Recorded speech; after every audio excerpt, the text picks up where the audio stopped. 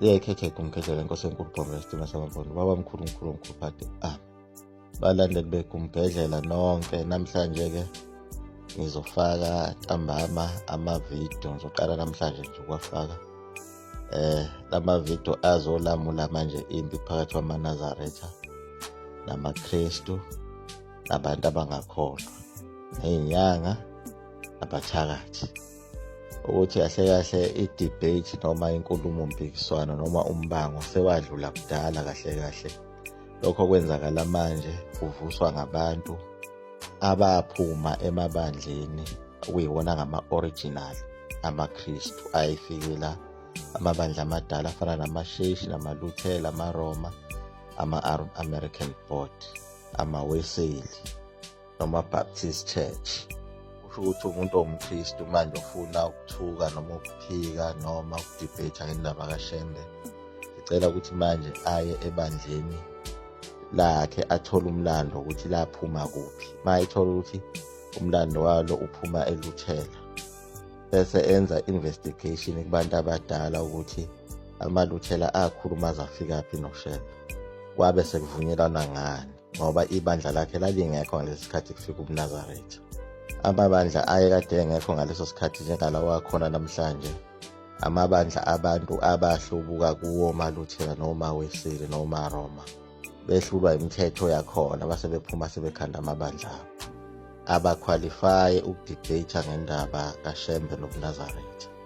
Abantu singathi bayaqualify wona amabandla amadala lawa uShembe athi efika wafika evele khona, okuyiwona ayifake complain ngokuthathelwa abazalwane nabefundisi nabavangeli bakhona bethathwa uShembe. Nakubo futhi mhlawumbe bazi inyanga noma bakholelwa enkolweni yesintu, ngizokuveza ukuthi uShembe walozo wafikaphi nazo inyanga, kubangwa lokho wakubangwa, nenyanga ziyiprove ukuthi zinamandla nezangoma kanjalo. Ngizokufaka futhi lokho ngikhothe inyanga ezazikhona ngaleso sikhathi ukuthi kwahamba kwafikaphi nokhokho bazo izinyanga. Amabandla angama-original Christians aligoba uphondo. Lokho engingachaza ukuthi ibandla lamaNazaretha vele likhandwe ngawo ama-Christians ayithanda uNkulunkulu, akwazi ukubona iqiniso. Kodwa khona amanye asala ayingahlangene nokukholwa, ngoba phela ebandleni kusuke kuhlukene abantu kabili. Khona abantu abasuke bekholwe ngempela, ngoba labo bantu abasala usazozwa nje izinto ezabakhona ngenxa yabo labo bantu labo, bethi bakhonza uNkulunkulu, bebophisa uShembe, bezama ukumbulala, bemthengela iy'nkabi. Kodwa abantu ababe nomoya kaNkulunkulu weqiniso bakwazi ukubona ukuthi lo umuntu kaNkulunkulu, bamlandela. Ama-Christians kakuqala nawo ayenawo umoya, ayi-powerful kahle kahle, ngoba akwazi ukumbona impela uShembe avuma. Kwase kuba yizo-ke lezo qhwaga-ke ezazicashile esontweni ezasala, zithi zenzela umlungu owayewumphathi webandla ukuthi angadumali, zenzela ukumjabulisa-ke zamlwela-ke. Kodwa okuhle-ke labo belungu abasekho manje, bazama bahluleka baze bahamba babuyela emazweni akubo. Manje kusele wena ulwelani, ngoba iketanga belikubophela esihlahleni alisekho. At least abantu bokuqala babelwa nebandla lamaNazaretha babe nezathi ey'phathekayo, ngoba wawuthola ukuthi lo muntu usebenza eJaldini, lo mlungu okuyena ophethe leli bandla lamaLuthela, so wayilwela ibhosi yakhe emholelayo la ahlala khona futhi eJaldini. Abanye babencenga indawo yokuhlala, angithi kuqala abantu bebehlala ngaphansi kwesimo sasemaplazini, so umphathi weplazi leli sonto likhandwe uye, uyena umbhishobhi walo. Uma wena ungasonti kuleli sonto, uzoxoshwa la endaweni, uswele indawo yokuhlala, usebenza khona futhi la eplazini. So-ke okhokho bethu ababelwela inkolo yayimishini babe nezathu ezayiphatheka.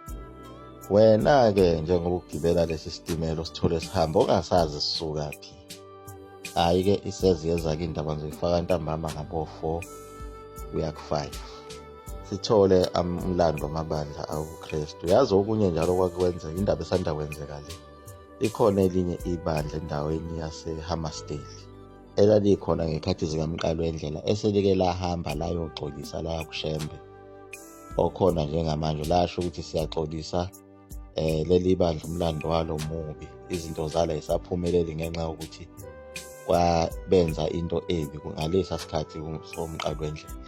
So lobo ubufakazi bokuthi bakhona abanye asebeke baxolisa, nokukhona nabaxolisa ngalesa sikhathi esidala. Ngisazoyiveza leyo ndaba la, abacela nje uxolo elinye ibandla lamaLuthela lathi cha, sesibone ukuthi umuntu kaNkulunkulu, noma lagcine lona lingayinikelanga ebandleni lamaNazaretha, kodwa kwathelelana amanzi kwazwana. Kodwa manje wena Gqibkhowe oqhamuka manje, abantu kufanele bazi umlando wamabandla abo. Kufana nomuntu oyiluthela, umuntu ahlahle oyiluthela akufanele kancane azasondele kulezi zinto, ngoba ibandla lamaLuthela likhandeke exactly njengendlela yomNazaretha, kodwa noma kungafani-ke exactly,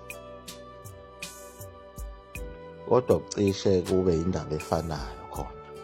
Ngoba uMartin Luther into eyamkhipha emaRomeni, wabona ukuthi lapha kunobandlululo, noma udumisa awudumisi ngendlela yobuzwe bakho. Ngaleso sikhathi iBhayibheli laliphathwa umfundisi kuphela, abantu abamnyama becindezelekile ngaphakathi ebandleni. So uMartin Luther wayekholiwe kakhulu, waseke esungela ibandla lamaLuthela, wakhipha-ke enzela abantu abamnyama ube nabo bekhonza uNkulunkulu bekhululekile. Bese-ke siwabone-ke amanye amavidiyo kwamabandla amaRoma, futhi kudliswa uPope udlisa isidlo, bonke abafunzi emlonyeni. Kodwa uma kwafika umuntu omnyama amnike esandleni, engafuni ukuthintwa nje namathe umuntu omnyama, kodwa abelungu ebekwenza lokho. Wabe sentshontsha iBhayibheli uMartin Luther, elintshontsha ngokulicrema, amesehamba yobhala eceleni, waze waliqeda lonke, wasevula ibandla. Nakuwo futhi amabandla ama-ministries, bakhona abantu abaphume kanjalo emabandleni amadala. Abone ebandleni uma uthola ukuthi ukhuthele kuli ibandla lobuKristu, nokubona abantu bekhuluma nje abayibona ukuthi nabo le nduku iyabashaya emabandleni abo. Yenze ukuthi ukhuthele lapha ebandleni lobuKristu, uNkulunkulu kuphila. Bakhona abantu abangamaKristu kodwa uthola ukuthi umuntu wayiphiwe nje isidalwa ukuthi uyakwazi ukuthi mayikhulekele umuntu asinde.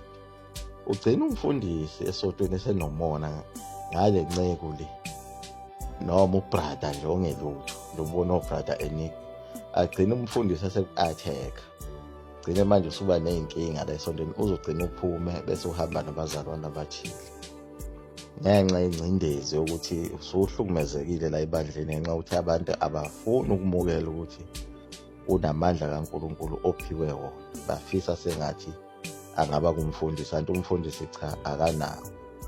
Isitori somuntu onjengalona sicishe sifane nomlando kaShembe, ngoba naye ephuma nje kule ibandla lamaWeseli kwaba ezinye zezinto lezo ezamkhiphayo ukuthi watholakala enamandla kakhulu ebandleni, ethandazela abantu bephile. Umfundisi waphenduka wawupopayi.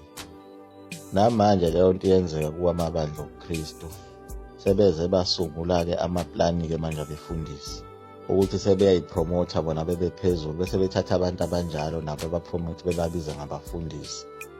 Yena ahlale phezulu, ngabe uba u-overseer or uba yini lapho ehlele lapho, bese ethatha lo muntu onesiphiwo sokusebenza nokuthandazela abantu, ampromothe-ke ambize ngomfundisi. Kanti yena uyazi ukuthi akena umfundisi lo inqulathi nje ukuthi ngiyayisebenzisa la, ngenzela ingabaleki, ngihlale phezu kwayo mina. Naye futhi umfundisi wasebeselawa kusonta khona uShembe wayizama into enjengalethi. uShembe akahambe egijima lapha ey'ntabeni, ahambe eshumayeza abantu abalethe Weseli, amfukuzele yena ngapha ebedla umnikelo. Hhayi-ke angiyibambe lapho ngoba iseza-ke ividiyo ezobe ikhuluma ngalezi zinto. Bengisanibekela nje i-coming soon. Liyaguqa lapho eGumkedlela Mzulu, futhi umkhovu 20 nesuka phakathi. Amen.